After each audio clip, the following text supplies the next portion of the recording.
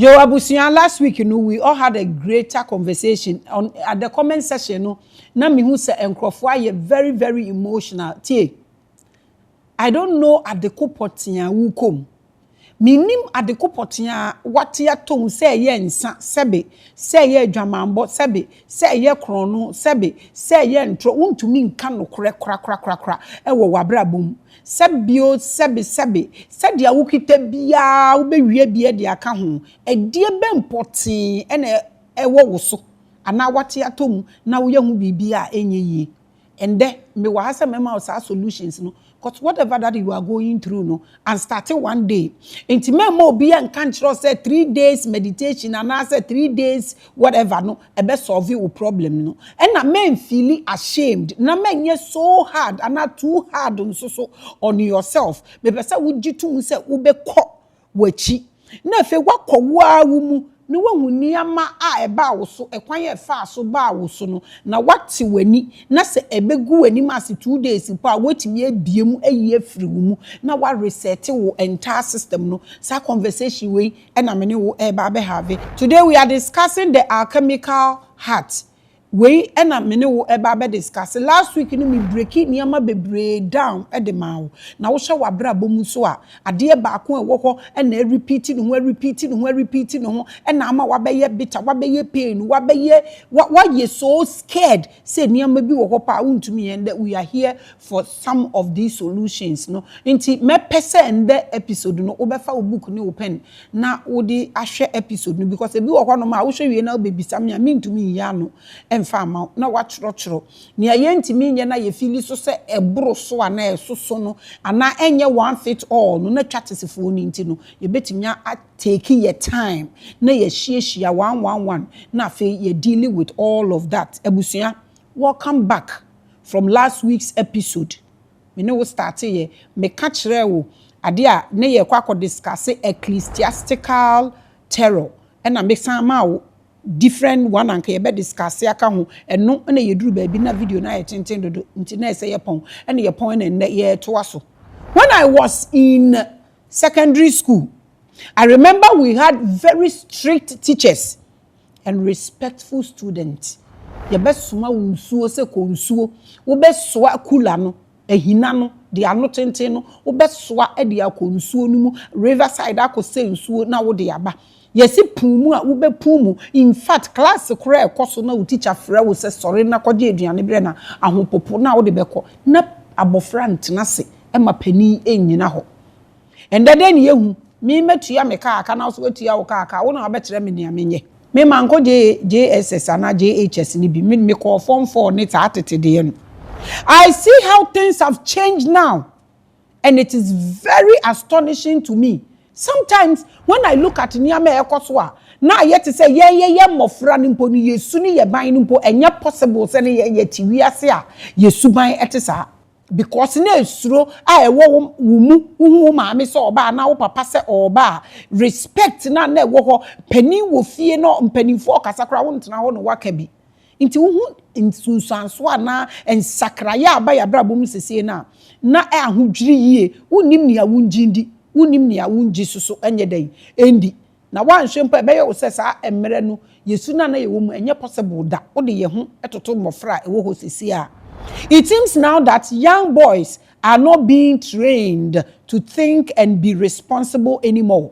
Yes, so omoso inte si e pa ye ti hei abranti ana be mewa wanya 16 years 20 years no onam ho ebi nam ho kro mu nim ni omunye. And young girls are just eager to become prostitutes. It's so strange when I see some of these girls here. Obia nantie eye style bi obia nantie asesa. Omo nantie ni na is like pick me.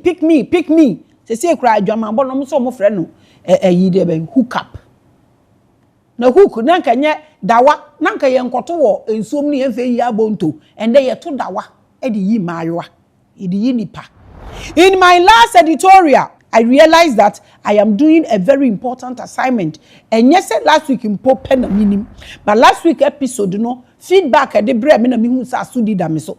Adie ba ko na ma me ye very careful on this platform. Share nkrofo na wo platform ni so nyina ye people full of energies, pure Africans. Nkrofo a omo betimi take over the country omo no mo platform no so wo show omo adwene na wo show omo behaviors na say ebinum tumi ba office na no omo tena okasa na hu sampa asudi eda me so.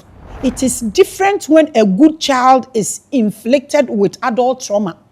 Sa bofra ya bofra pa no be eche no rape no anaso se obi di nsano ma hye no sebio ana obi di weed no ma na red ana kolos ne de keke ka ho baalu no omu huhuhu ne ne keke ka ho obi di aye no esono saa ena so no obi nso so a ono de wate atomu nsa. But when a child knows everything and is not shocked by any form of adult advances, it means we are in deep trouble. The oye ni nyina wade atum ena oye na wo afoto oben na wo de kwakotu such a person. Ade amaken eye so deep. Last week me can be deep. Nana me nim said ya asofo we enum sebi ebinum omote asemase. Me can be about baptism. Ye no abofra ye wu abofra na ya bo nesu. Romanfo na omo yesa. Any the abofra ninya 18 na omo bo nesu no. There is a mystery bi a me nye ready se me kan wa se ba ma me ma okakra bi. Se ye wu ba asase so a wo two soul contract. Ba ko de wo kotomu a aka untumi mpie mfirim. Na ba ko so wo ho a eno de universe na aka se jai se enflow. At the moment a wo ni aboba wo wanum. Wo ni se na wo ni kasa no. Crime bia obi be commit ama wo no. Wo that free range say wan kasa wo be free. Roman for ni nimwe. Nti ye wo abofra na na omo abonesu. Wo mbra abofra no on kasa. Nti na nye onipa no de ne will ama. Omo no omo afa nipa ne will. Nti so nipa ni nyin no nya 18 na so no apa otumi fa ne will ne back because eno no is not registered. It's a topic I think I have to take one day and treat.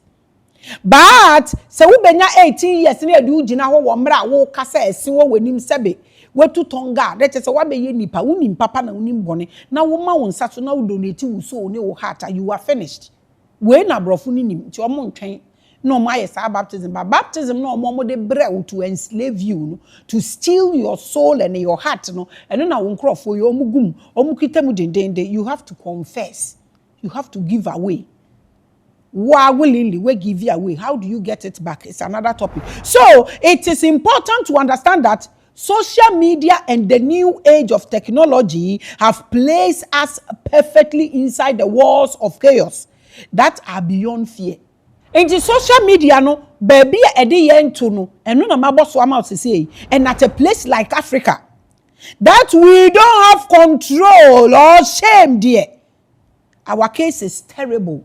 Social media ni bibie timi koso bibie timi si woso mate se Japan ne sa ankrofo no ma start se afomu regulate on social media na makra ma omo se wunya 18 years a untumi mba social media no so inti sa breaks na omo legu yes so a me kire wo last week no se sie no omo polish ne up e dia ba bedru level bi a we keep losing ourselves e bi kura this fake movie a ma omo practice say spirituality. Baby Africa abedunie. The selected few are the ones who will hear this message on how to combine everything traumatic and about to reinvent a new heart for a new spiritual path. Asem we amaka sesi sebio kafrache age wadwene mu do. E na wo beti ase aha na ye ni enu nti na sebio kafrache wo ka spirituality bibi mpo ebebo o man na obi enya audience ma because ade weni ye de aye beans ne nchire e wo social media ne so jobs any this spirituality no e de yenya ye ni sa understanding we wo ho. This is why we are doing the alchemy heart be say obi ate ase renewed from the carnage and distraction. If this is not done bibi aye be ye bia ya nhwe ya na ye waste of time. This is very very very important to me. So obi ate ase man krankra bi akwaba at the bad time with Maame Grace Jumedie so busua.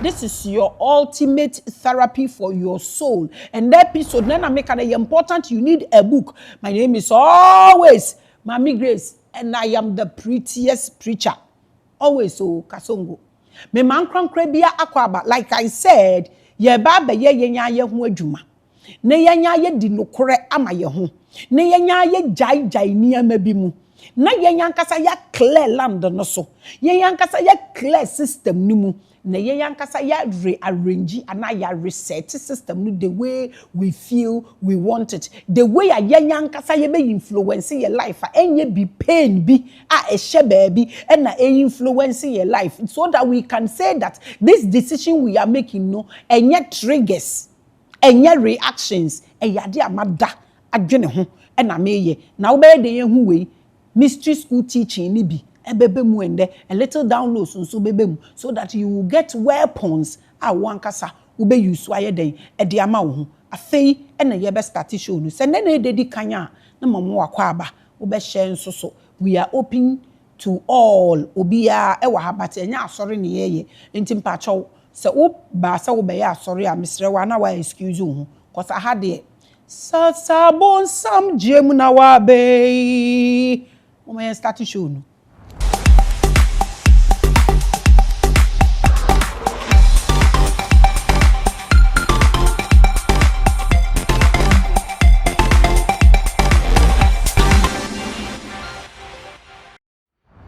Yo abusia nansusu yekwesi ada biome mankrankra bia achi e mankrankra bia akwaba at the time with Maame Grace Jumedie kesi so.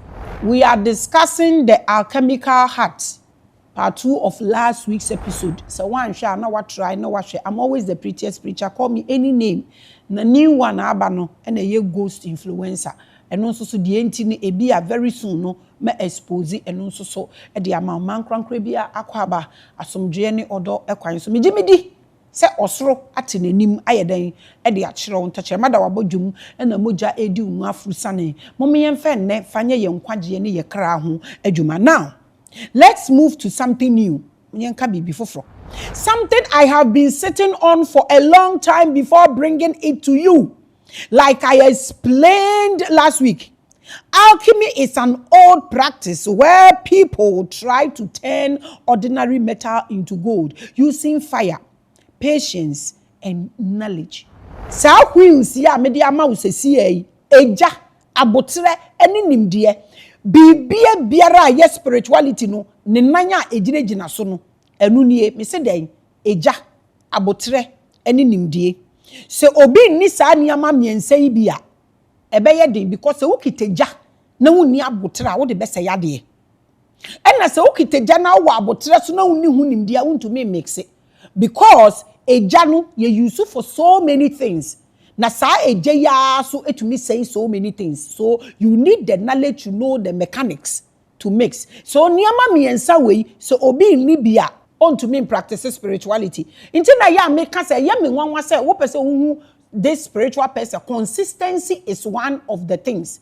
And that or consistency on to me po nya consistent. Eno ye one. Ne words ne ho ne body ni nyina ye evidences a ese wo check we nyina ye wheels a spirituality ne den ejina so bi. I am using that same word for your heart. Niama me say because I believe your heart is not just the organ that pumps blood around your body. Sometimes a new show is coming and that new show is going to be so great. And then at that point we are going to take time to expose those who are also giving you all kinds of concoctions to drink and those who are telling you what you need to hear, but rather we will expose all that to you. Abusia akoma na de nipa mu no eye akoma na dwuma eye pene se ye organ e pompi moja egu nipadua ni mu ana ewe adwuma bebrebe a eye adenti ena nyame bia so mpe wakoma na opewuso la na opewumoja adenti a. Why is this so? Bibisamo, there is more than you can think of when it comes to the heart, and today I want to reveal this to you, abusia. Doctors will tell you the heart pumps blood. I don't know munim because I want a science I know edru. That is very true. And I am not denying medical science. Sabi o makatro say me open-minded person to me condemn me like that. Cause if my heart should stop pumping now, I'm dead. But you no ana. Pacho obi anakoma air pumping blood bia no ena oyo okay ana so bi anakoma e pompe blood bi asebio kafrache ebetumi lose ne mind ebetumi lose ne legs ebetumi sebio kafrache nyansa kora oni bi but nakoma e pompe blood na kire say it goes beyond that enu na ndem pese me ne wumi enu yehwe wakoma no ede ene wom eden na wunim se wakoma ye ma wo se wo hwe me apart from se wunim se e pompe blood e ma wutumi kona wo ba na wunim se wakoma e stop ya wunya heart attack se a wo bewu ana so se be ye wo condition be critical no apart from that no eden biom na wunim about akoma no said ya na munim pineal gland e kwada me konum we koko tea na ma pineal gland e fi ko twi ko breman endure yi na beka to say there's some liquid in it and na me kire say na melanin na me color ye tuntu na me better say the melanin goes beyond your color black na wunim no and that's so me bi say wade foforo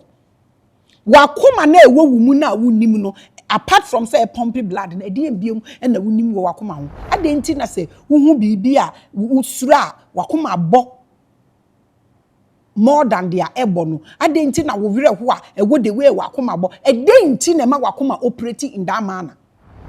Let's reveal that mystery. I believe the heart is also doing something else, something divine and spiritual.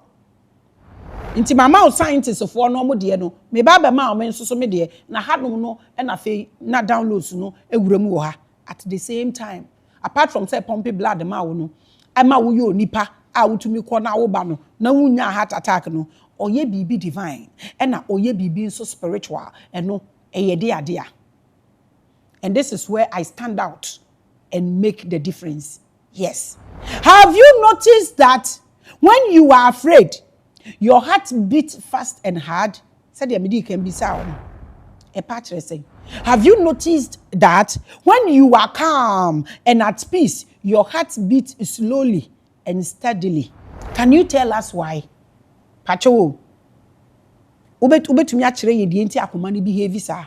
Also, when you are truly focused, maybe praying, meditating, or even just sitting quietly by yourself, something shifts and your whole body feels different. Have you experienced this? Ombeka said, have you encountered this? Tell me your experience. So what's na baby din na unkasashe? Why you din ya? That shift, abusuya, is what some experts call heart and brain coherence. Asama Mekeng is one of my deepest mystery. It simply means your heart and your brain start working together. So wakuma ene wadwene enye adwuma pepepe a eya asem foforo enu nti na mebisa wo se obi anakoma sebi pompi blood man pepepe na sebi we lose ne mind no eden state na hu se nipa ne wom but se adwene no ene akoma no eye adwuma pepepe a in rhythm eno na me chire mu asabio kafra me di enua no ma asabio o ma adwen atochema kakra na ede toto ho like two drummers finally playing the same beat instead of fighting each other. Afei oma a measure frequency no into omo bo beat a comfortable for people to listen. Se adwene no ne akoma ne nante pepepe na ye balance that. Ekona bibia tumi toto ani wakoma betumi aye adwuma sebio tafrache na wadwene nya adwuma obodi ni nyina go through confusion. When this happen, you can bring anything and everything to life. Sa adwene no eni akoma no nante pepepe a wo di betumi di bibia aba life. This is where power is exhibited. Sa adwene no akoma no nante pepepe a ehonomo enenia matimisi ekonomo na etumi firiba na ehonomo na wutumi kire niama a ubetumi aye. They are in sync. Synchronicity works and emma bibia ye powerful. Balancing is very important in everything. When your heart and your brain are fighting each other, that is when fear controls you. Inti wuti asoro wo nim pa say unim wakoma pe but the way so ahye wadwen mu se wo ye se ye se na watena wa ma fibroid age wa wo de aboso na be ma we aba wonim se obetumi atene na start bibi na o ma ka to se mfiri nyame wakoma pade we but the idea go wadwen mu no so ha wadwene we na de confusion bebre e de aba sunsum epe nanso honam den emre e wo bible mu Paul kaaye o se ade a ope se wo ye no oye no ontumi nye na mom dia ompe no eno no otumi ye. All these are codes in your Bible. The war between the heart and the brain. So if you are not able to put the brain and the heart together, no one cohese, no one nye juma together, not balancing, no be show be so. That is where confusion is. So looking at Africans, did you think say yakoma any ya adwene ye adwuma pepepe because niyama ye ka any niyama ye di echire ni dia yakoma so hwehwe no. The confusion you see in our continent, this is the source. Your brain want to think clearly. Africa for nim say niyama ekoso ye kuro mu na enye, but your heart is racing with all trauma. Christo sem religion any ade unimpa obi adwi na koma ka chensade a wo ye enye adwuma. But adwene no ene ehu na omude ade ni be hye yemu no eno so ne yegina and the two cannot agree sa koma no ne adwene no esi enye adwuma sebe eya abodam. That is confusion and that is anxiety. And this is one of the greatest sicknesses Africans are facing. Anxiety and the confusion. That's our state right now as we speak. So we took one out share with African, you will see these two things. Confusion. Ubehu wo. Afi ubehu anxiety wo de bi ope bibi wanye senya bibi besi ni so sa uni obi e di nkoma obia is sitting on a time bomb. Yes, the confusion or the war between the brain and the heart is what is causing all these kinds of behaviors. It results in a person who cannot make a decision. So what do you know together? You can never make any decision. So sometimes I look at some leaders and I'm like, oh wow, Asembe no okay. No calculating is saying because me kura well. So what you see about Africa, and when I'm no confusion because we cannot make decisions. We are yet scattered. We are not balanced. But when your heart and your brain come into rhythm, oh my God, into coherence, oh, something changes. Definitely, drastically, radically, something will change. And that's when you behave like a human being. You will never do things. Because, because, ya wade bi wokwa wo betumi aya ama na kun nanu na Africa fokita se when wo pese wuwu na ade a ekun no krom ye autopsy kura na omu hu a ade sa ade na create sa owu no Africa fo wo bi greed and jealousy. Greed and jealousy mix these two together, it will kill you. And autopsy kura cannot find what killed you. And if you add competition to it, oh my God, ebekun ema text bi enu won be yombehu ade ekun da, and that is what Africa is going through.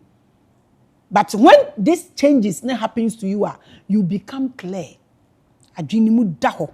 You become still. You start to hear your own inner voice instead of the many outside voices telling you what God wants from you. And now what God wants for you. And you'll be no Baba Kata. I know what I want. Don't I know what I want? In actual fact, that God is coming into your life. He is coming, or he is a visitor, or he is visiting your life. But the life you have, you own it. Into obeying life better than yourself. And besides that, from God to the devil, to your mother, to your husband, to your children, to your village chief, to your president, to whoever, if you don't exist, none of this in actual fact exists. So what makes you think and parity and God? When you talk of God, you talk about the unseen. And if you want to talk about God, and God is or your unseen forces, not say who spirit so that, and then I won't join to say spirit and then that God. And then I want to mean Jindy. You don't know how powerful human beings are. No matter how beautiful the house is, no matter how huge the house is, she cars, all the things you love in this world, all the forests, there were all kinds of money, minerals, all kinds of oceans, I want minerals, all kinds of rivers, all kinds of trees. The nipa daseni nimbia is not relevant. But me si fie na si wo cast ni si wo efie ni be si wo ma wasiesie mi se nipa ntim efie na nkasa si wo na pro. This is how powerful humans are. It is if God is an unseen something or unseen force, unseen power, na say who was spirit that there, I want you to understand that you are that God. Yes. Enti no say wo bete sa de ama we ase a wo ntwen say Nyankopon bi na ebe kire wo de ya wo mpe ana de ya wo mpe. Because even if God himself wants something from you, he can talk to you. I don't know why God created you and the pastor, but he wants to go and talk to the pastor before passing the message. Aden, who a problem ana. When you get to this level, that is when you understand that I have a particle of this, whatever. He can also communicate with me. That is why I termed this theory the alchemical heart. Because it is the place where all of this transformation happens. And this is also biblical. See, akomanimu emuna nsoshe wo akomanimu emuna nada wo na semidi makomama wa erade famiye dia wupe o mi jame unina ma o kama ye wa sorry no we were singing all these songs. Akomanimu fa wakoma mame me pesa wo ditum say there is more to this, and it is scripture, it is in your books, but how to decode it is the problem. Now it is the furnace, it is the workshop ojano eni na adwumam. It is where old pain can be turned into new strength, the same way alchemists claimed they could turn ordinary metal into gold. Se wan te sa niam we yase a enu nti na ya na eye me nwanwa se a Christopher complaining about problems and in social, but some social about hu nyame ani onyam sa asem we na omo turning it upside down. This is alchemy. It's all about mechanics. Dia eye wo no eye wo omo aka we nyina wo Bible oyi bibia firi ho no de bibi pa bi ato ho no mama o Kristo ni suro amane osuro wuo na so pese ohu nyame. Contradictions. Pressure na eba wo so no pressure bi ebeba wo so bi ame na me ka kire obi me sese ye pai wapampamu a obi pai wapampamu a na o hwe wo ko mu den. I know some of you are Bible believing people and you are asking, Maame Grace, does the Bible talk about the heart like this? Oh yes, it does. I know. It's just that, and I'm no. So we decoding a problem. Maame ma small be yen shada anytime I be waste, but my mouth kakra. Proverbs chapter 4, verse 23 tells us to guard our heart carefully, because everything we do in life flows out from it. This is biblical. This is a code. Or say, Mummy yenshi yakoma so ye. Na bibi biara ye na te asefo asase so no efri akomanimu na eba na medical aka no akomanimu na nsohwe wo akomanimu na naada wo nti se wo de wakoma mana awrade mfa wo nye de ope. You can read this yourself with your own Bible and confirm this. So inti asama me kan eduro ya mede ma ye nyina ende eyade e wo ho obroninim. Whoever brought you the Bible, whoever brought you the Quran no onim. Why were you people angry about the fasting thing I said? No be so say me say wine na omo ye no you alcohol nim na omo ya na me pa say Jesus no wano mo alcohol da. Really? Na nya Nyankopon no ka kire akowe ya na wanya sancho le say onko no mo nsen.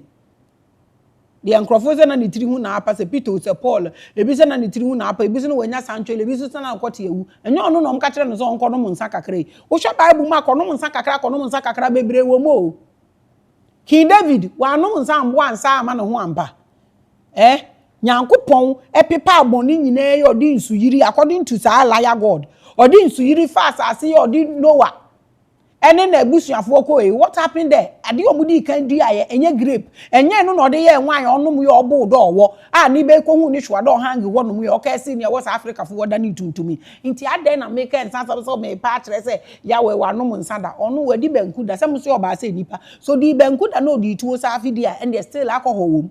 Ti ase na mo aye mo ha atwen. Go and read this scripture I just gave you. Nehu eniyama books na mu reading nyina so ka edefa akoma no ho na say na ya understanding ti e wo sa niyama we say nyina wo ho na problem no one. Read that verse again for yourself when you are free after watching this show. I want you to read all the scriptures na mema wo no, read it from a different level. Men reading the church way, they read the Bible literal. They lack the spirit to decode the Bible because omunyami sunewu omo adeda e wa sori dem omo adeda na omo ankasa so aye ne clear so omo ye enwan enti no omo nyan sacrifice omo animalistic behavior so they cannot be human beings enti no they lack understanding. It is not talking about the muscle that pumps your blood alone. That is not what the Bible is talking about. It is talking about the center of your whole being, the place where your decisions, your direction, and your life all begin. Is your heart. That is what is sitting in your chest. That is why I told you last week that instead of opening the Bible, you just need to open that chest. I am not making up something strange. No. If you are not there, you are not there. Humble yourself and absorb this because this is life. I am only asking you to look again at what your own scripture has been telling you all this while and pair it with what your own body is showing you. This is what I'm teaching you. This is what will bring liberation to you. The old religious text that came with the colonizer told you that your heart is wicked, cannot be trusted. Ose wakuma ye bone asha wakuma muma o ya adam na nanti na won't mean je wakuma endi and must be controlled by an outside authority, a pastor, a priest, or set of rules. But does this even make sense? If you tell me not to trust my own heart, but semenko trust outside authority, no, the pastor, the priest, the father, whoever, no, or so ye nipa, or no, so what they say akuma. So if I cannot trust the one inside of me, how can I trust what the pastor is telling me? Because he is also having the same heart that I'm having. Does this even make sense? But in actual fact, are these people not guiding us with the same heart, with the same God? So, ma me trust him akoma there. Me trust obi di enye den. If I don't trust myself, I cannot trust you. Because we are otrofo a asem obi beka kire wo bia wo de sa adwene no e na wo di. Let me tell you something. I have come to realize that the Bible ka say dia wo bedua no na wo betwa, it goes deeper, it cuts deeper than you can think of. Se wo ye me papa o, se wo ye obi papa o, se nipa ni nim, se nipa ni nim. Ni awaye no na be attract e di bebra wo dua dia wo so wo ye papa wo ye boni say ye secret say ye he dia wo ye no eno a na be ba wo so enye necessarily say wo planting katie. They should take their time and decode this for you so you are able to understand all these things so that when they tell you not to trust your heart, then you can ask intelligent questions that na say me nje me makoma ndi osofo na akoma na adan. What's the difference between me makoma and yourself na akoma? Adana wunya nkopon ntumi ne me nkasa. Ade say intermediary room. How? When I was coming, I came alone. So talk to me. If you feel like talking, oh yes, talk to me. Your pastor may have told you that you should control your heart with the word of God because the heart is lustful and full of evil thoughts. And I'm di kan ko tuma on akoma ni mu na ensensem wo akoma ni mu na amane wo akoma ni mu na ndada wo saa asem we na ye omo kacho because Jesus said if you look at a woman lustfully you have sinned why boni and you will go to hell. Yesu no ka adam asem sese wo hwe woman wo hwe ma grace na ne ho ye wo fe kakra ne we ene mpamocho mo kwa asore da mu ho a eya mu mfira haban na monko ma munye makeup na mun hye wig na mun dware na monko na de efe ye hwe. So why do you dress beautifully in nice makeup to church? Adentia anka mo ma mo ho nye tantam mo ho nye so unsa de amoto mo nson twe ne kako na anka mo fa nko menka so bi oton mo nson twe ne kako na ne ho yeso mo nson twe ne kako na anka sa na ebon but no kro mo say your bonde you should wear ahaban baha na anka de akekere wo ho and now the words mo shakrada say yesu wi no mo de krada akekere no nyankopon no wire fi say wa mbọ krada oba ahaban ne we nti wo de fa ne say anya hwe yesu wi o de krada na koye and now obedon ne nananum foi wo koyi container baako obetumi apama sha 20 years tutumi tuetue bi mu de ahoma ehise wo de bi hyehyɛ wo hwini mu nyina cha de nti na wo yo kristo ni na wo dress wonte ase they call you Jezebel when you dress and Maame water for that when you look beautiful and because of fear that has built up in your heart also the ato wakomam nti hu obi a onya wo bone hu experience nipa no one wo nkasa you just look at the nipa na no wajaje no we di oye bone oye bronsam oye sei ene fa ha ene kosi ha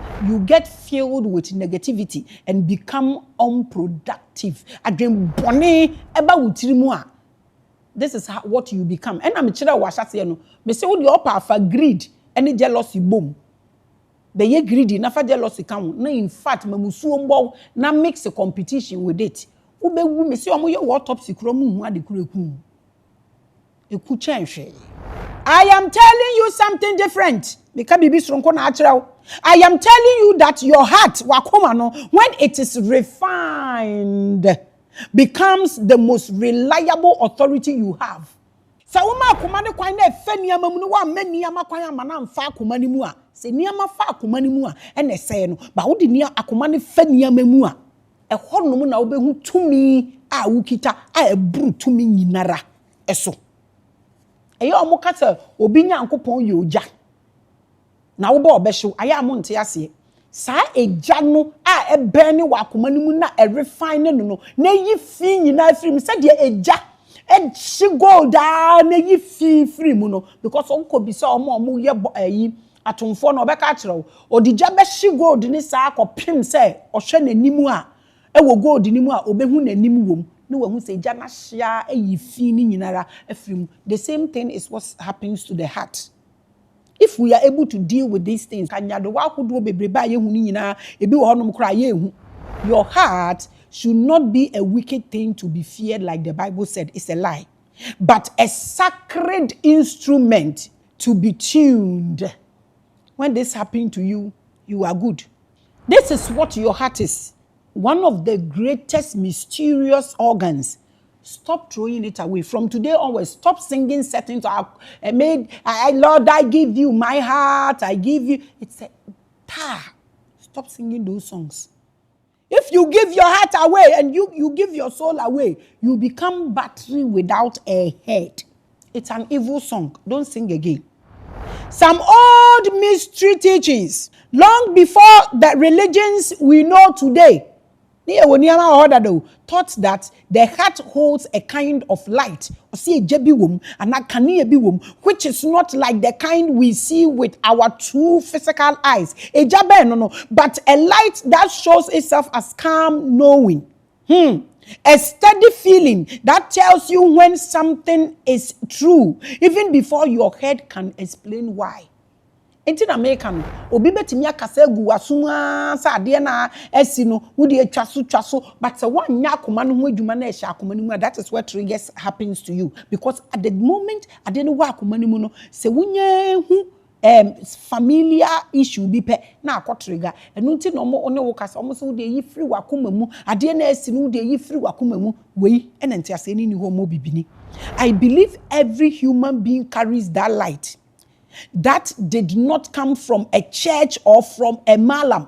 Senkasa light no ayenya na nkrofo so omukọ koye fasting 2 years no omukọ de nwura mu no omuhu kanea ebi so omu ya chakras no omu de kanea se sa kanea ni fi religion bi mu ana efiri nyame bi mu ana efiri book mi bi na ba dia inde na eye greater because the religion you are worshiping and as a religion na wudi echire a wudi calculate bibia na is just 2000 years ago. And human beings have been on this earth over millions of years. Se sa na tie dia anka Bible ambechire say niam anka yentumi nya bibia as nipa but ni ye better things, ni ye greater stuff from the pyramid to baby a wobekobia na nipa na eye nti sa kanea wo ye wo yakoma mu no sanka firi book bi mu sanka firi religion bi mu na ba ye de a ene na nka ye wo problem na kire se ye nananom a na omo te ho ansa na all these religions ne ba no na kire se omo ye mo ana kafra we ye question obia wo bi ewo ni mu enya asori enya malam enya obia no be mo bi everybody is born with it like I told you last week. Fishes are swimming because swimming is born in them. The same way, and I want to so I would be biano is born in you, and you be enya sorry, enya religion, enya group biara. Na bachelor with ya. Say ye be na bachelor with ya wunya, and ka ya wu to hona wuni mushino, ka oma mema o breast self no munka de beshe wuhini man, na de beshe weni ase, but abofra o ni mushino, o de breast man o ni so de beshe se ope bibi o ni so obesu, wine e chere no. All these things are born in us. This light of divinity comes from within you. From your first breath. The problem is that this light gets covered over by a wall of fear, which me bubu bimu edemao last week. Tis a one share last week episode now. To me me bubu be 3 different walls and now bricks mu and I said you lay near man wo yemu no edema into one sha to me akoshe enti yawo ni bibia but shame covers it. Years of being told you are a sinner cover it. Because I was expecting these apologists and their bishop and whatever to investigate what kind of sin in actual fact. And what sin is it that a God that hate that sin will kill his own son for that sin, and that sin is still standing? I was thinking they will investigate this, but what are they doing? They are going to heaven. Why are you people sending me all these kinds of videos? You people want to put me into trouble. And what surprises me is that the judgment day is not yet here. So why are people going to heaven and hell? I'm not getting this whole show. And when they go to, they see the same things here. Are we okay? Stop sending me that video. I don't want troubles. You were born with everything. Heaven, oh, hello, ninjina, you are born with it. Mini yaba. Sesi ekura ne sa judgment no kura ne heaven semi a Yesu kura so okosiesie ho aba 2000 years ni on bae mo kwa 28 days 30 days hey yakwa yani mo Ghana.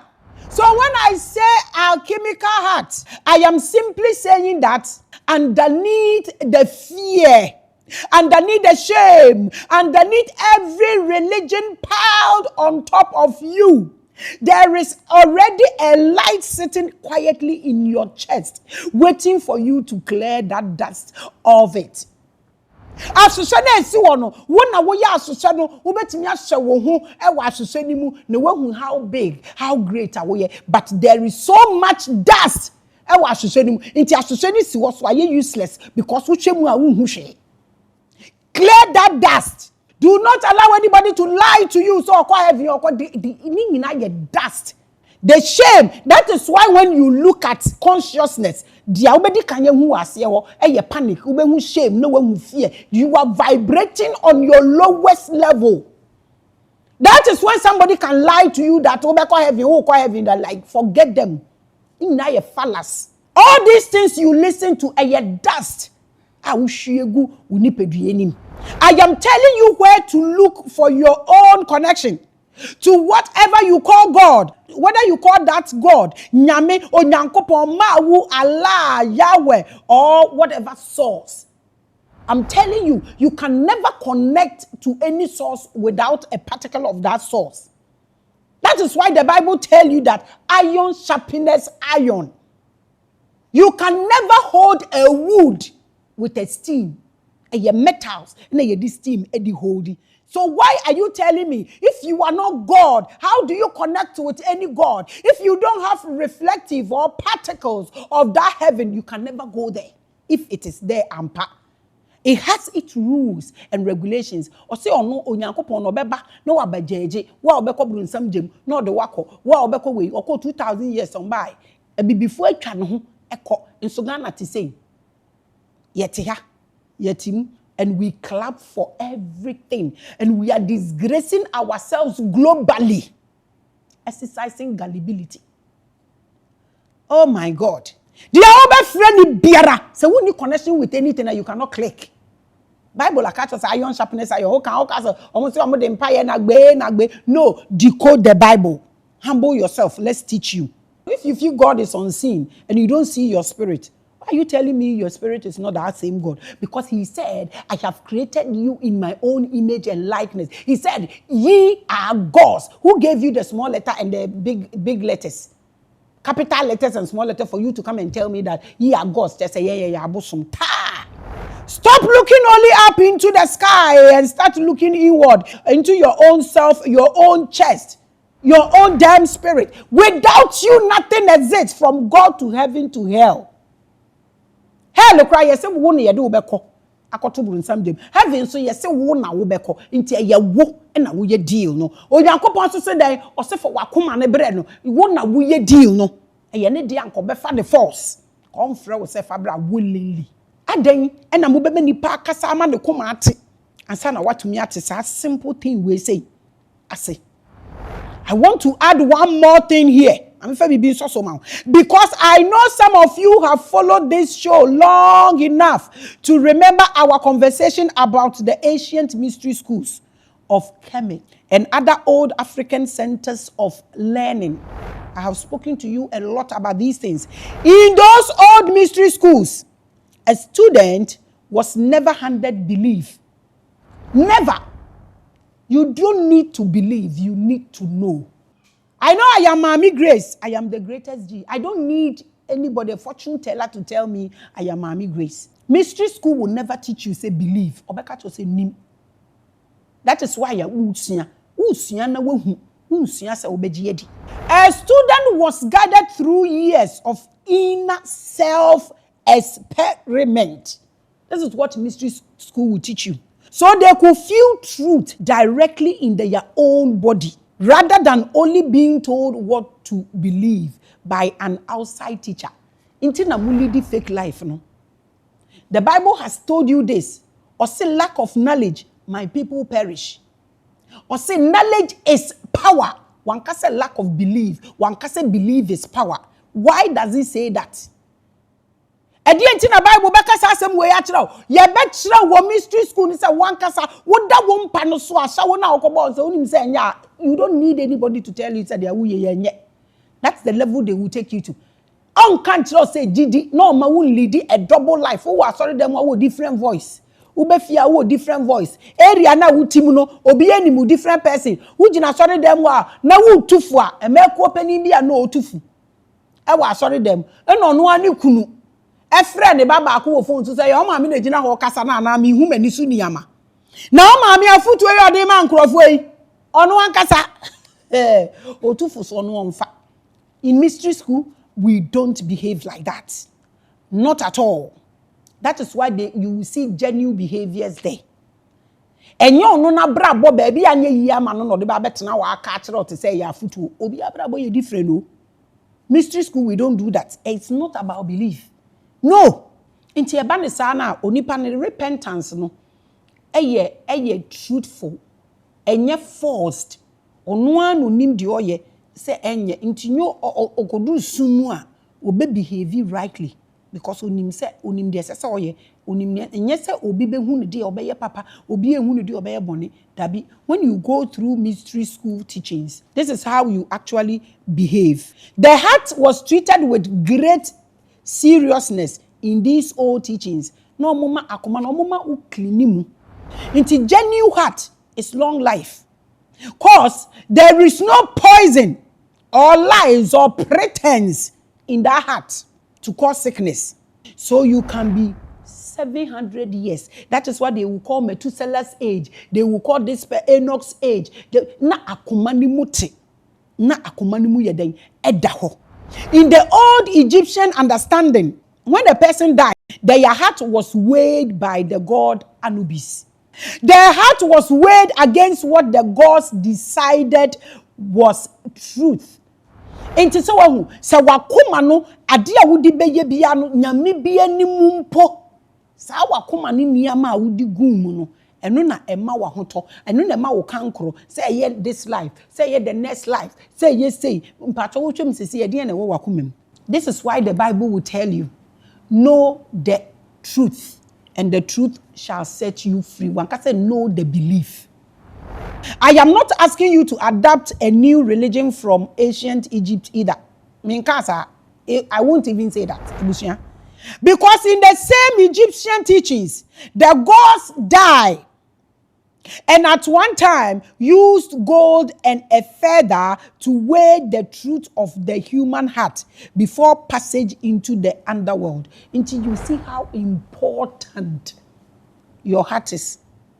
It's so important. This is the reason why sometimes we wear gold and put the pendant on our heart. We can treat this one day.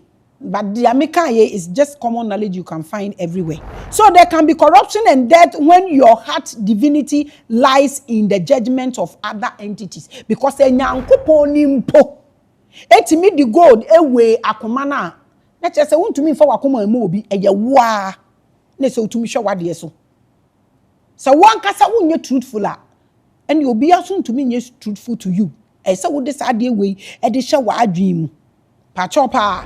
Therefore, I am only showing you that this idea that the heart carries a kind of truth that can be measured and refined outside your own heart can be challenged.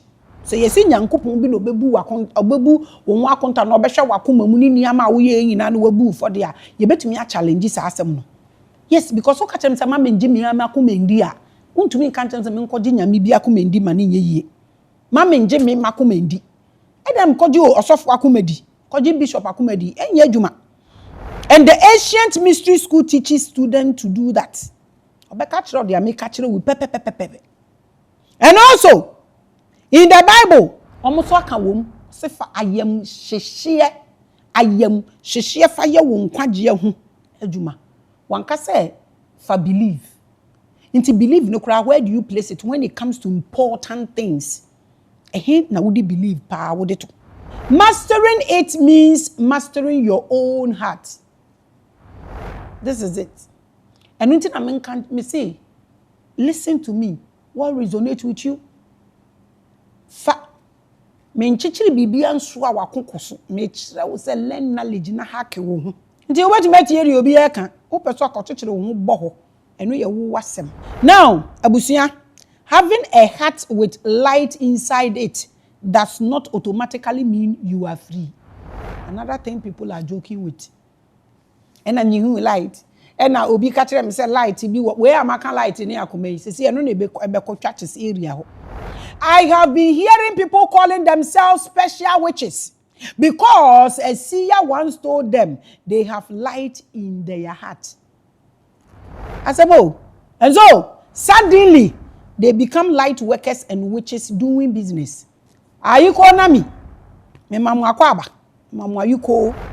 Apart from soulless beings, all beings, especially melanated ones, have light or special energy that sits beyond all settings and fears of this physicality.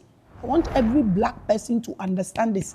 The difference is the one who works beyond the fear and dogma in their hearts, like a goldsmith. Into obia ya wo woni nyina bibia wo ho ba de ye hwie goods ne kwanya wo de befa so no. Eno na determine how sharp your mirror can become. And I'm the goldsmith in the example ma no. According to them no, so mo person mo say fibia free gold ma, omo body just kopim so omo show gold ni mu a omo hu omo anim. What I say reflections ni be mu a, na say fibia free mu na me de ahwehwe nso aye mfato ho e de ama wo. Binia wakuma mu sesi e die na ekoso wo. Se wakuma ye mirror anka niam egum impato so ma be hu anim. Ananka be hu nsamanfo. Oh my God. Gold inside the ground is still gold. Gold be a chance asimu bia e gold. But it is mixed with dirt and rock.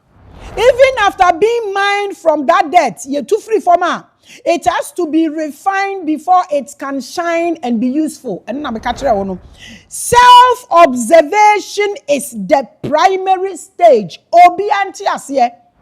So who reflections are lawu. If you have not watched last week's episode, please go and watch it because it gives you insight into the self-observation stage. Life is so beautiful. If you remove greed and jealousy, life is so beautiful and so simple. Life happens when pressure comes. What do you use that pressure for? It's a pressure about wabra. And then I will use that pressure no. For say a jano, what the nani fee a free akomanimu. And now the buffo no the conqueror for so the say what the shinyama rather. This is what we call self-awareness. Observe and be aware of your soul stage and trauma level. Don't be a mirror full of dirt or dust. In actual fact, what do you know? What do you observe? What are you aware of your own soul stage and trauma level? What do you know? Tell me in the comment section. This means sitting quietly with yourself and honestly watching your own thoughts and reactions without running away or judging yourself too harshly. Is everything you need. You being honest with your own self. If you don't have that, no, that's how you calculate it. Honestly. And it's a want to mean truthful to yourself. I won't need truth to put the word truth to connect it. Most of you have never done simple self-reflection in a meditative mood before. Obi wa no one point na se. Endi no kore ma ne ho da. Ono ankasa nhwe ne ho enka no kore nkyere ne ho se de ekoso no me nso me yese me nso me yes de bia oblemi obi. I have taken so many people through this exercise.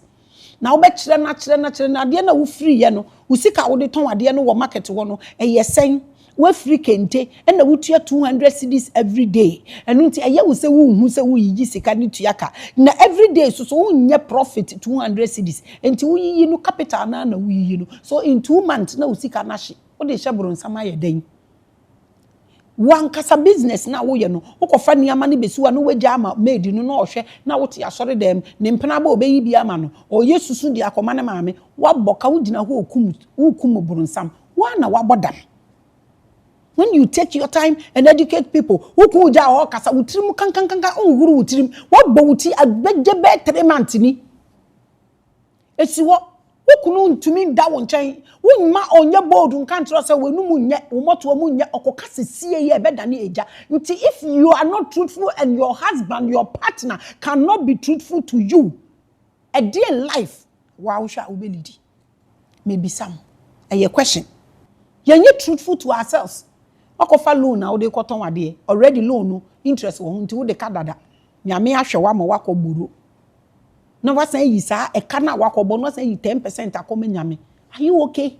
Until you become awakened, self-aware of this foolishness. Facha me. You are not going anywhere. You keep beating bronsam but una ye bronsam. I'm just telling you. Sometimes niama na wo blame microphone na wo hwe niama bebre so ye mo awo. Bebre ye mo a if you wonya konno. If wakoma wo sro ye ne wo nkasa. Aware amutimu chen cat and dog. We can intimutu if you mo ya aka na wotwe ne mabom na wotwe. Untumi grow. We are always busy. Ye chinchin asori ye hwehwe meanwhile problem na wo ye ho no ye solve ya it will keep getting bigger. You will be looking at your yefo meanwhile one na wo ye yefo until say wo de wani beba wo ho so no na ayeka. We are always on our phones. You see kura there fake movies no kura AI movies no about worsening situation no kura. It's a movie no one story and omo turning around na say kura there omo promote threesome any foursome any de waga ba kunu po mo kan say minim kaso ina na wo sore ya na wusi hu uni baby a wo beko nti wagya wo hu na box no the original box no a esi wo kokko no wagya no esi wo na de omo memeke no na wo de attention nyina gum you are lost na wo bia na wuti a wiki ni message So when you kunu na tifie wona oyire na tifie na utie Maame Grace de bia na sasam na me kan reflect wo life ma ukunu kro mpa mani mahwe. But so what tia asem no who say yes you will be yes who be self aware. Hey me yiri pa na asem we de onka biomu yi ene na Maame yo tie no be hu na ukunu so abetie bi ana wo yiri so abetie bi one wo nko se jaitie obi kura se na yiri se me hu ye fedodo nti me se Jezebel nti so hwe me am de be ye be wura ne mu na wa be pamina ukunu no ohero wo bra ba de obetumi aba na se obetumi a eno na yeke se school de ye nyina ye kɔ na nye obi ya na pass nti road ni de da obetumi aba na se obetumi no ene asɛm ye kɔ aso ne ye bombade we ye bombade bronsam we are always in church in a group chat in a meeting anywhere but alone with our own thoughts there ye ni sa time no na yet meeting nimu groups akodo na empatwe twotwo wuro ene nkonkonsa ne adwamambo o she group nimu de bi osiw na mo chate tuto okọ ayie okọ ha omo kwa na omo di omo ho fam but ono ankasa ebetena se da kro reflect no ho se wukunu se da bi every weekend akpeyo na wudim na ukunu ka kire wo tese obeto obo no wadane wo ho ayi ena woto wo wadanfo frɛ wa na waguru ahye wo kam na sika kakra ahye obotom no wakɔhye ni nyina wadanfo frɛ wo nka asɛm nkɔpɛ sika da bi ofrɛ wa na wakɔhye sika wo yire ka wo simibu afu tina se na asɛm na obi ka kyerɛ wo no wankasa gye ne ho alone na hwɛ sɛ hey asɛm na Maame Grace kan. So I was hoping you could do this week. Paucho say somewhere quiet tina baby kakra wo de asɛm a me ka sɛ just reflect on it. Now wa hwɛ sɛ madam fu we de bi ofrɛ me a wa frɛ me madam fu wa frɛ me o de sika ebere me da na de bi obɛfrɛ na okɔhye sika na cutting off for just 2 weeks na hwɛ empra na wo twe na yɛ sa wadam fu we no frɛ wo na mokɔ no monsa na wa fa wo kunu achi nti wankasa asɛm a me ka etina se this week misra wa abomodin anaye maybe for just 10 minutes wa ko wumu na ye honest with yourself sade a wo ye and observe what comes up in your mind de beba wadwene mu biara. This thing is always there, just like how sleep comes to everybody. Said there when you kum na woda no saa na saa ejai saa no kurei saa throne way esi wo kumamu a obetumi ama ho kwan saa no kure jai wa obetumi aso na wetumi melti efini nyinara afiri wakumamu eyi nyare wampo firi so. Open your inner mind beyond earth and beyond this timeline. Eyawo na obetumi aye saa enye obi no obetumi aye. Open up to possible past lives and events. At the moment you get to this level, oh my God, this is when you can say, no weapon fashioned against me shall prosper. Because we're cleaning all debt. Into say you throw debt in impo bar. Who need be a bit attractive? Who need iron and sharpener iron? Bible I can't wait actually, but understanding no what he found. Don't stop a small or silly thought. Pachopa, ni ubeti biya membu ni say ye jinjande. Allow. Imagine beyond. What the idea who bia. Just stay there. Uma 10 minutes. Make sure so what's now 10 minutes. Allow everything for a flow. Allow it. Be non-judgmental. Just observe. What do you observe? You will be surprised at what you find. What do you just give yourself that 10 minutes? You just start practicing this all by yourself and see. Old fear, old shame, old voices from childhood. Let them pass. Allow everything. What they say to one na dear neighbor when you see free, so allow it. Just apply this for me. Until all this thing pass, you will polish, but you will polish on debt no matter what. You see, the reason why television is important to those who invented it is that it replaces your ability to do this because I'm time. Yes. Instead of you taking part in self-reflection, the TV projects its own visions into your inner heart. Until we say, so bibia TV ni project ya ma eno na wo time a afa we say life nyina be ye TV no aye fake because you are not in that TV. So you project its vision, not yours. We nti na ya ye mobo. Wo hwe de wo TV so. person we ye obi owo TV. So I'm telling you, the people you see on TV, 90% of you have better lives than them. Ebi am ashawa omo survive me na make. Man ka to omo nyino mi si ebi. Ebi so wa get closer to them now show omo na say hey. Na dey na editing. Nyama ho. O pam wade ahwemu pam. Na ebi mo apempam mo ayase abre. Pam wade. Instead of you taking part in self-reflection, the TV projects its own visions and your inner heart. Wajia boso. Until you don't even vision yourself. You don't see nothing around you. Why you fake? And so, you keep seeing cars, houses, dresses, new medicines, new love, drama as visions that are mimicking what your true self-reflection would look like in a meditative environment. Inti adena wudi echire ne enya wo enu nti na wo suffer to balance. I tell my children that there is nothing beautiful than me. In actual fact, rivers, cars, everything. There is nothing beautiful than me. Because whatever I see or tame as beauty, if I'm gone, that thing doesn't exist. I will not even see my own house. I will not even see my own car. That is why it is called television. It projects visions that are not yours. Just to waste yourself, just to waste your time. It means that your imaginative ability is taken from inside you into an external box. A box that is mimicking the original natural box that is sitting inside your chest. And you are doing it. Whatever you do, I'm not saying throw TVs away, but whatever you do, make sure you have control over it. Obimu to me a fake movie, no mo kon or bebrenya osteopenia. Omukona ye say no nam no okona or she or sorry na partner se fake movie ni ba ko ba that day ni na de lawu e na bia hwe na omo eyes unim se phone screen ni kra wo hwe so we edio baby ye do no we feel ye betumi afford niama but the damages it is causing us ne de ye nto ye bonhwe opa bi so omo te abrochire so omo si phone so 24/7 na Ebinum so aseda ye niama bi ma aban tuo mo ka no musifie no mo sori o musifo du so nkonkon sasa eno ye beka na another day. So your natural imaginative box inside your heart and mind does not work again. Edum. It's when you people are complaining about religion, blah blah blah blah blah. You should look at this part. When your heart is blocked, it's more dangerous.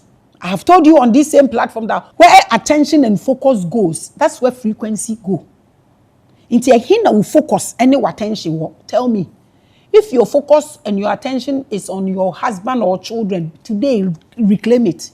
Remember also, because without you, you now depend on TV for visions and imaginations. And two person were to say TV no so. Now fake movie, we cry the spirituality. Oh, fireballs or win some we are fireballs better than a puto. Much fake movie na mo adwene e obi so okware ani kunu be ma no black card no de na nkopa adwuma na enye ahyawo na wo bebo eno so bodu ba bia ye ntua wo ka bi because na e na eja na dum wom unim se pusi na ewoja etumi dum yanye eno so one day ala abusi awusha time with Maame Grace we sent Sika Kasongo babe the prettiest picture me wan go no chenchenam. Hey, a member na our platform no so mo domi wu. Ba ku bi o say you are this woman is smart. E na kwaku mi refi o say mama maachi. I love you guys. Like I love you guys seriously. My boss say my can black card internet say fake movie ni me hwe pa na me say episode na e na me nya feedback. Me say da ni ada agisa. Wo hwe sa niam we a afei wo imagine niam a unya kora obetumi ewuwom. So what am I say? Until we share niama way, now we waste your time. Now what person we yet to say AI? What person we yet to say we Debbie? A banner sa ubeja want to actually. So all your emotions are on soccer. A man also the no. No more share the best team, music, fans of this and that musician. A man the no politicians.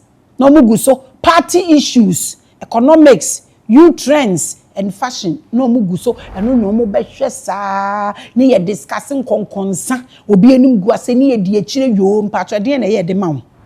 You have been sold a box that replaces your divine ability to create visions. Your creativity aye low, creation force is dead in us because the ye obedient. This is why we see in this age a situation where all girls behave the same and all men do the same things. And man ina petu, omu penufo, omu ina petrin, omu ina mo ano aye say fish. No mo denam. Ene mema ni nyina omu so omu petu, omu hwe. Na mebisa obi say nanufo no mo de ye den oso de hye ni moto mu na obo ni se dondo. Na me se na etu no so e. Hey! The ankrofo ye di abeye ye nie. Man na behave the same. Omu nyina nante just say enye to a just say jawline. Football, music, politics, etc. And no attract attention because they are all taking their imagination and projected reality from a TV box. Not omuhu. Inti adi obi aye na aye yi ama no kro onim ne ho so no de okoye be ye problem ama no won se woto apro. Obi akoye na ade wan check wo obi akoye na okoye bi won se omo ye wo de no omo ye wo 360 live poni ma omo re fi so omo be ma ofuruma won se wada ne osoro abofo wo ye nipa so ni furuma wei wo de kwa na ade ba suatra ebeku me nka se nyo me I am an open-minded person ti omo ya ade a but me I cannot carry only the drainage and the fire me to me ni this ability to me squat into me the dade no squat. So me I have mommy body muscles fully nyanya me gina so peme but eno na me metu me ebi a wo so ntumi lift metal but ade a obi ye no dia me pese me kire ne se eye wo fa check wo ho hwe se ebeboa wankasa na enye nyame bi na se wo feel se obe attribute ne to nyame mpo a eye nyame eti wo mu na ese wo bisa se ebeboa wana wo ye sa ade we wi a wo spirit na betena body ni mu ana ebe free body ni mu e ho no wuo wo until you are able to save your own life. Our projective tab box we amount na who ni say no na ye nokre. The real one is sitting inside of you. Their vision is being synthetically televised. Into refi wudi ye papa no na synthetic one no na wudi e chire sa. You have a better life than their who we no so na wudi e chire no. The ability to create inner divine vision is a superpower. Can call it supernatural power. Adan ye do such things in Africa ebre no. Because the world we live in is a simulation created by the visions we collectively create in our minds. We are saying yetim no. The wo wadwene mu bia eno na wudi tum eno na hu eno na wudi so eno na ye bra wobo. This is how powerful you are as human. Onipa dasani. But how do you see yourself? So, if someone who control what we see on our phones and on TV desires a particular world in 2030, they will only project those visions for the whole world to start seeing it on TV and mobile phones and partner them. That is how powerful the heart is. This is how powerful the heart is. What do you do with your heart? What do you have in your heart? Is your heart ahead of time? Is your heart ahead of distraction? Is your heart ahead of your sickness? Where is your heart? A dear ben the wakumu, and hina wakuma wo, a dear na ijina wakuma so, say as you are watching me. And meditation is the cure, oh my God, to unblocking your natural ability to create visions. And also, what have we done to it? Sakoma fawa. Ayakom na faw. Go kona kokom yentete wakom. After the stage of meditation, you move into a place of radical honesty. Uye meditation we no de no kredie bi ama wa wo hu enye wundi ma Maame Grace wundi ma osofo wundi ma Jesus wundi ma God wa wo hu in fact wo mba wo ni omutifie wukunu a wo ni tifie wa wo hu no kra ben na wetumi edi ama wo koye meditation 3 days ni we. This means telling yourself the truth about where your fear actually came from instead of blaming yourself for having it. No crowd betumi edi ama wunie say wo hit the base ade na wo de asiesie wakoma nimu ache for years utumi di no crowd ma wo say ade am ye ni bone am ye ni bone am ye ni na wo ye wadwen say wo be koso say me na wo offend ya wo be ba me ho genuinely wo ne me abekasa no wo yie firi ho no be boa. For example Maame ma obi, if you feel guilty every time you rest instead of going to church, radical honesty means asking yourself, where did I learn that resting is a sin? When nature say wo ye conscious and now person wo di nukure ema wo da ben na be ye bone say makwa adwuma 6 days na this week was terrible na me ntumi nko meeting na eye bone a enu nti me ko si asori dem wo atonko ema osofo abebo mafuno ne mafuno mu aka kire me say me nyane no mo fa me ko si abonte wo bisa wo these questions. Inuanom sa wo bre na wuntumi nko ampacha oda wate me say wuntumi nko ada na Alzheimer's eye real. I'm telling you, bisa wo doctor say chronic stress e waduro wo ho. Chronic stress doesn't have medication. What brother who taught me that? Bisa wo say me feeling guilty say na me ntumi anko asori me mani amakro gu wo me nsi ye ene de keka e kan me ntumi nko asori a e de enti na hwan na e ka kire me say maye bone say man nko asori. Was that person right? Your cancer as a to my or you're right or were they repeating what was taught to them? Or so for na some more catch us one bar sorry na wa baslide na bron some of fa unumum wo dwendwen nsem bi wo kra bron sam na ne wo kasa no ono so for no de oka no ono no nim ana ono so kira wo dia obi kire no wo ye truthful to yourself no so for na kasa so ono so no kra ben no dia ma ono ankasa no. Is this person no is this person in my body? And ask yourself, why is the pastor always keen on pressuring you to come to church, but he doesn't care about your school or what you will eat for dinner? I know the enfano. Say me follow Papa Otabil back to back. And I am going to work hard to visit him. I am going to plead with him to give me opportunity to ask him questions because he's saying some serious stuff. He said something, say, na Moses leading Crawford no na obre but one could do no obrama in Crawford. But you don't tell Christians to do that. And the other day, yeah, you so. And also why you preaching be or say so uko school na uko nya knowledge no na say nkrofo say asori no e wo social media na say when you use school no the position na wo na fan defend the church na and dey na uko school no koye den. Wow, God cannot defend himself. The owner of the church cannot defend the church. Somebody should go to school and learn and come and defend the church. What happened to angels? What happened to you, the bishop that God talks to you? If God cannot fight, are you not his intermediary? Papa, I love you, the things you are saying, but I want to sit with you. I will love. If it is the last thing, give me that opportunity. President, so I want to ask him 10 questions. Just 10. No, you are making serious statements. I love the awakening message you are giving. Make it plain. All the bishops and all the pastors in Ghana, I'm telling you this with my 2 feet on the ground. So Papa Otabi is 100% awakened. Men are make it Jimidi. When Yanni say pain, and I think he needs to experience the Grand Phoenix, so you can make a great decision. May monitor no foot to foot. Or say, "Oh, kwa na asiye ye." Greater works is so bad. Me follow me back to back. I will do anything to make sure I sit with him and ask him questions. That's a topic for another day. Radical honesty Like I tell people I help with this technique. It's not about blaming your mother, your pastor, or your grandmother. And I make papa and family uncle school, and I make papa and shame, and I blah blah blah. You can't blame anybody. It is about tracing the fear back to its root. Yes, so you can deal with the root instead of just fighting the branches every single day. Ube waste your time.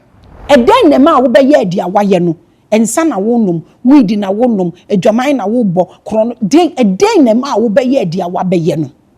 A ye wa, and now be situation or do with muna wa adjusted to ego.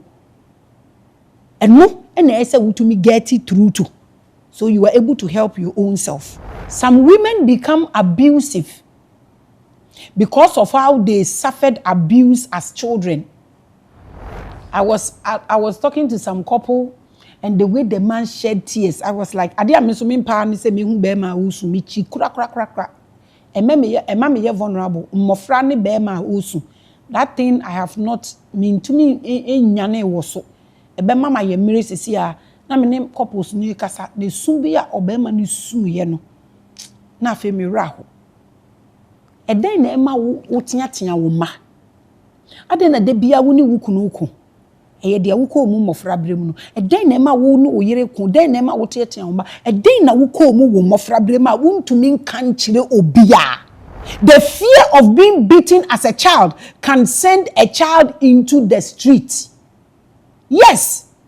Mmofra no bi a omo nya love, omo nya care, emotions, kra obi an kire omo bi. Inti omo nam no omo ye hyper. Ye treat ebinum badly. Ebinum omo cousins. Ebinum omo brothers, omo uncles, ni omo dry toilet, name them. Omo abuse omo. What are you going through? Go into the core of what made your parents act in an abusive way towards you. Until you go to that, you get to that core. No counselor can even help you. What made a boy treat you like that? Then go into the core of the cause. This is what you need. This is what will give you that self-deliverance. Na sa de ne hye wo no so for de say gu so. Enu nti na oba consultation, oba check. Nti wo oba consultation na for the say the whole day na oba because you get a comfortable place to sit. And abusuan pa wo cho. Oba bibi e wo ho bia dibi wo ho, num bi wo ho, e free. Don't carry anything away. Pacho nsuo na e wo ho no. Power bi e nim. E obi na e branding ye no de me pictures atoto mu no de sponsor. Na ye de ma mo se mo num. Pacho empacking coffee se wonum bibi anim e ye water. Ka bibi wo man ka me betena o, kam de abesi ya me kasa. Pa wo cho. Nti wo ba e the whole day, wo ba no wanya abotre. Ye bit say ye ni pa mienu po na be kasa 24 hours. I believe in quality, not quantity. So wow, so top notch. Bibia jeje. Pacho, the cause of your issue matters a lot. And yes, I'll be to me on concussions and nothing will happen. After this, I usually tell my students to try to dissolve any false structure they may have established as a result of their fear. And the fear ama wa adjust to. You were doing these things, these men, double men, just to help mommy and daddy.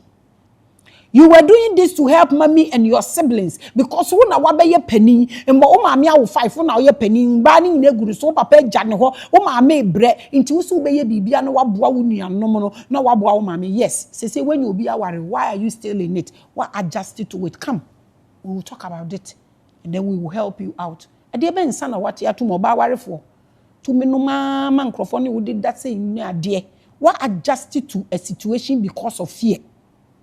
Let's deal with this. Ade na o ware ye de we me I don't want to marry again. No, me I will never marry again. I don't want to make children again. What is it? You have adjusted to fear. That is not you. This is where the ego, the small identity you build to survive inside a fearful system, begins to soften and fall away. At the moment you make this decision, understand me well here, Mr. Opatimasi Abusia. Your ego is not you and not your enemy either. Ego, working both sides. Now let's differentiate the two.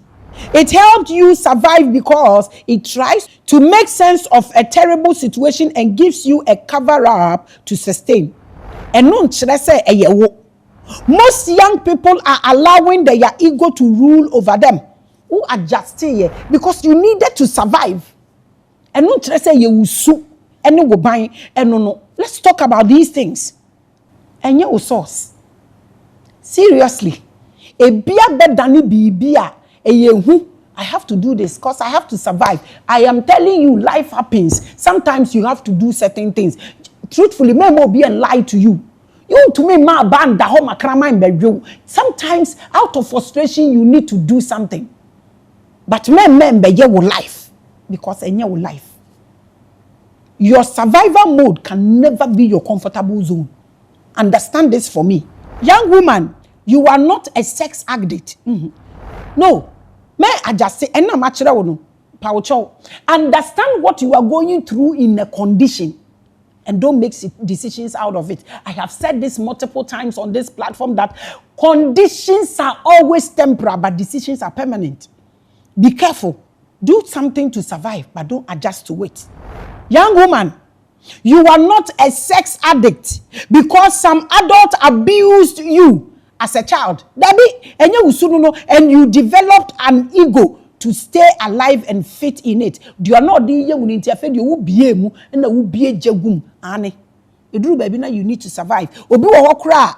Obi need stepfather abusing with your sexually or harassing a be and brother be and cousin and to two kotena be me ho. And a bear man also identify the same situation and now call for another man to another man and you sue.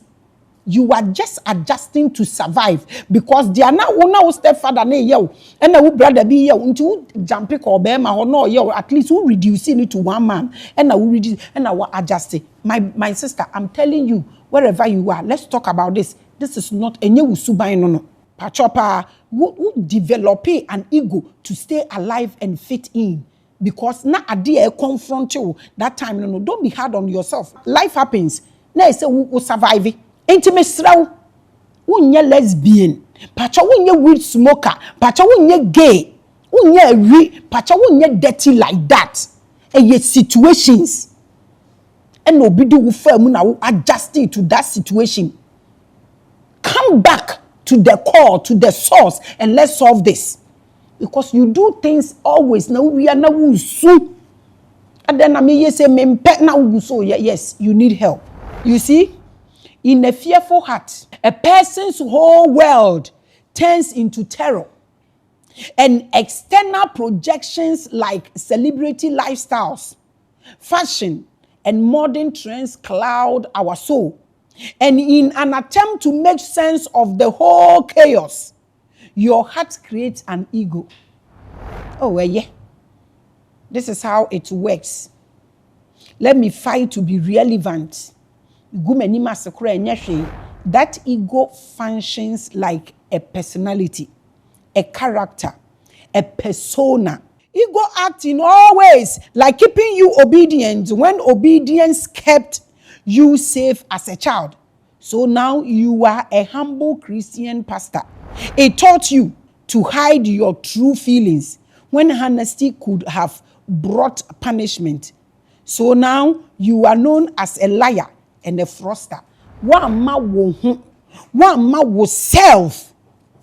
But what adjust to that situation? I am maybe some way. I didn't know be able to prison ya baby. I'll say your suffer. Why? Can you help me? Okay, maybe sir will show this one day. So we work for prison ya but now be to me is some way.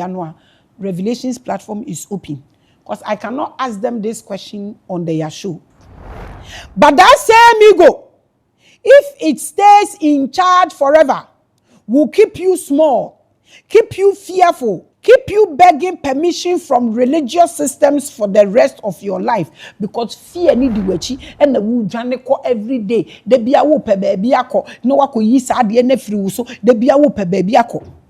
This is not you. It's just like Africans. Oma adjusted to their woes until they feel their slave masters can give them something.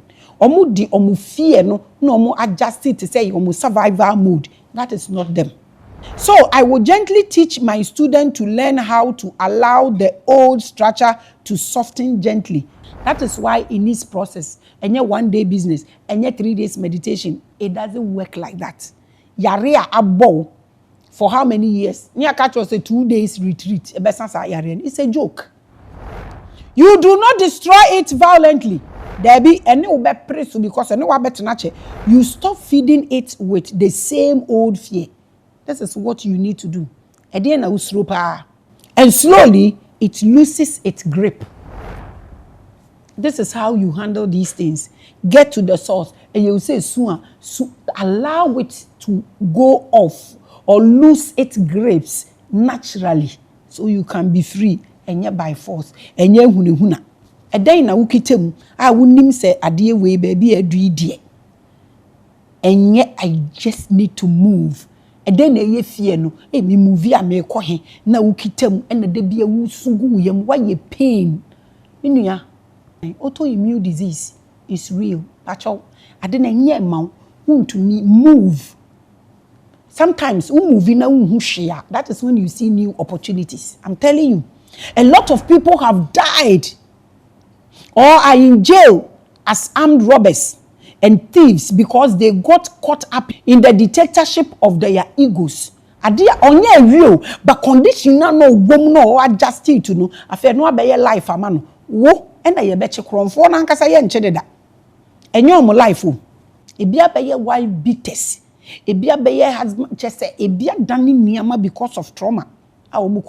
You were in a position as a child where you devised a strategy to steal money or food to survive because to me and that was silently shaped by television series on stealing and crime because who we are now do so now survive ya who TV ni so who obi ono so ne maame ewu ni papa ewu o we are there sa an nti na wa adjust bibia justify wo actions because to me so nti na wa ka say ye na wa adjust to it then you allow that ego to exploit your heart and nature to become you.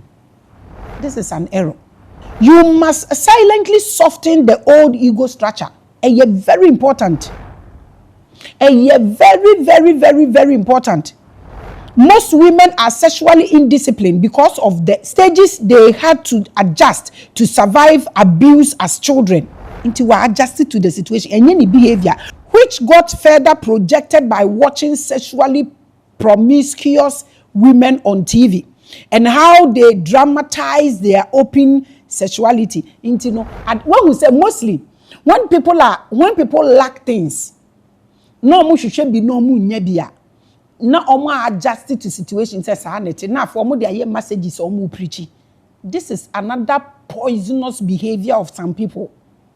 Into ono who say dey oye na enyo no we develop no we create group no mu project na wo project no nya nipa mienu omo so what that same condition no be join na ye ne say wanya nyansa sem bi no oka ti no we adjust to that is an ego emboa wo and I make an ego ankasa nya say ye bad but they make ken e ya ade emboa wo ade bia ema wo nye nokore ma wa wo ho e wo mpa so say obi na wo catch but deep down within you wa hu sade a wo ye enye no no na ye bad ego no pese wo te ase and wo share sexuality no we na ye te obi mo ye nti ye normal. You end up building a tough ego addiction that outgrow your true nature. Someone who said the microphone bi beye. This whole process abusia is what I mean by the fire that refines in my theory of the alchemy heart. Say niyama we ya ya na din say obefiri mu afi no eno na wo di jane koso na wo sesa now you can see the kind of heart a obenya. It is not a comfortable fire, not at all. So wa wo puni wo ho ti say ige wo ono ankasa de nano ebobo edua no na nano na woro moja na de nano na etutu ono ane fedes na moja eba opuni ne ho enye easy. But the one get it to this stage in so baby a wo no enwie wo yie because abraba a wo bo no enye wo a eye bibi na ama wo adjust to that kind of situation enye comfortable so we go through that process. Old pain does not disappear without some discomfort. This is it.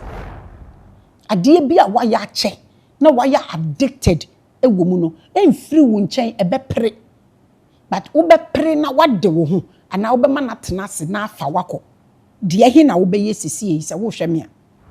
And in most cases it never totally goes away into bi wo kwa enkokra hu bia wo beka, but you must develop the skill and the synchronization to tame it.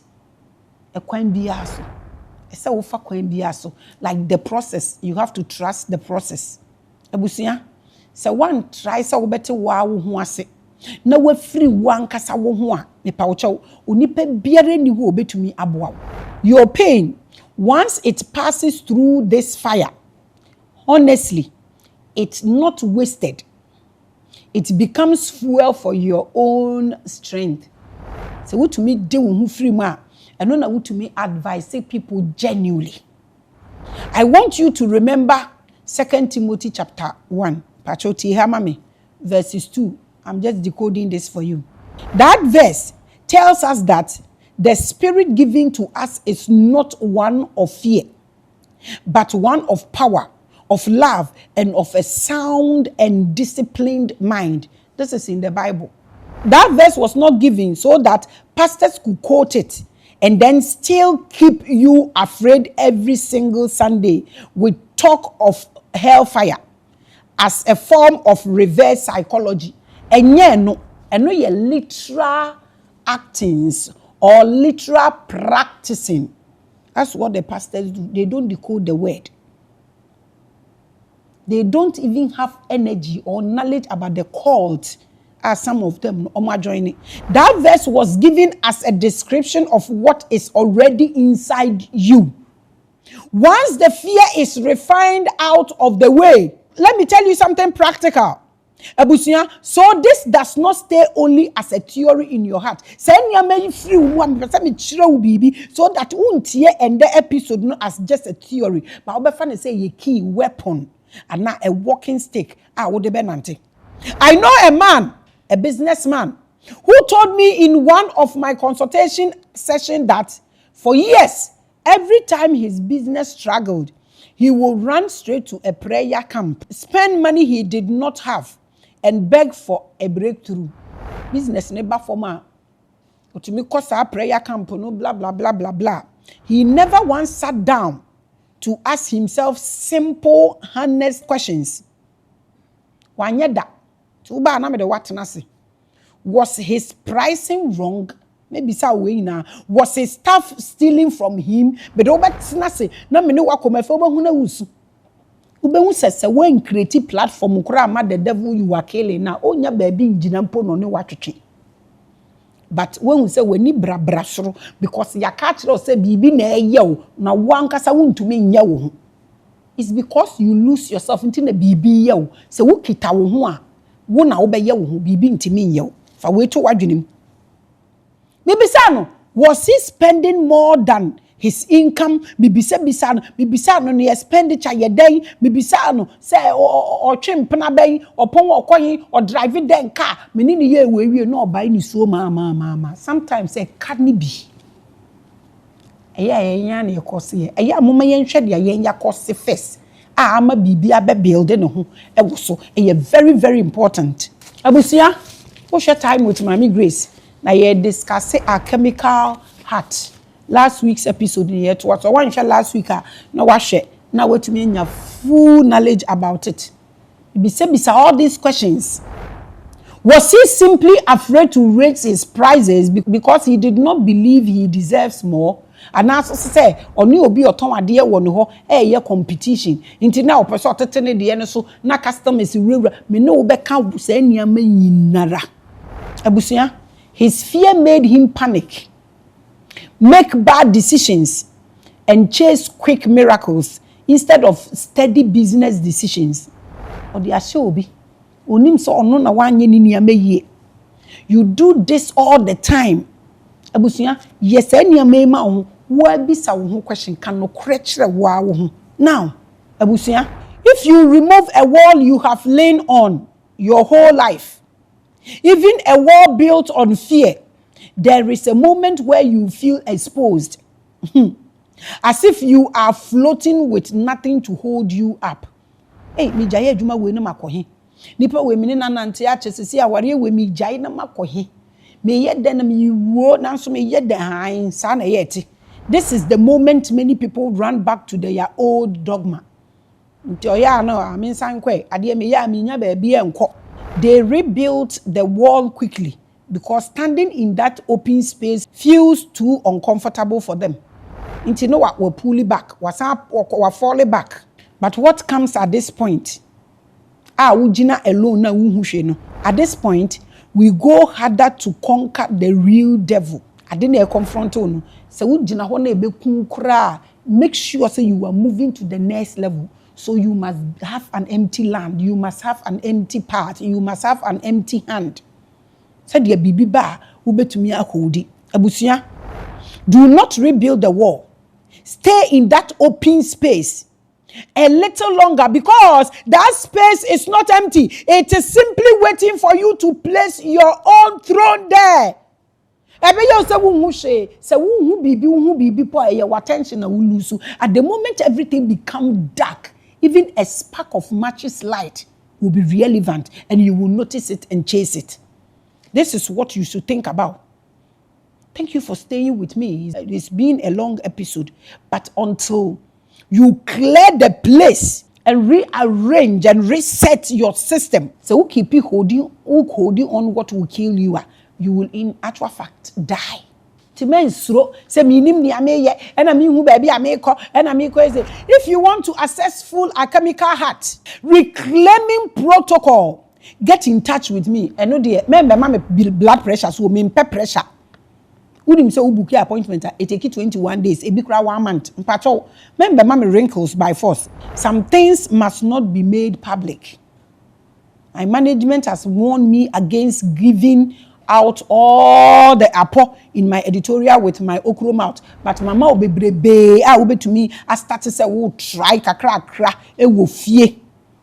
So thank you so much for watching. The amount money in our so ya dear beden, a bit to me, I den, a bow, Miss Row, try so practices any me, di no crema wo, nya botre, who say Jebby, a woman, she say Jan who nim dear, na fashisha wo, ma mama so, and yet dinny, and chen watanful. I had do busy, macrow.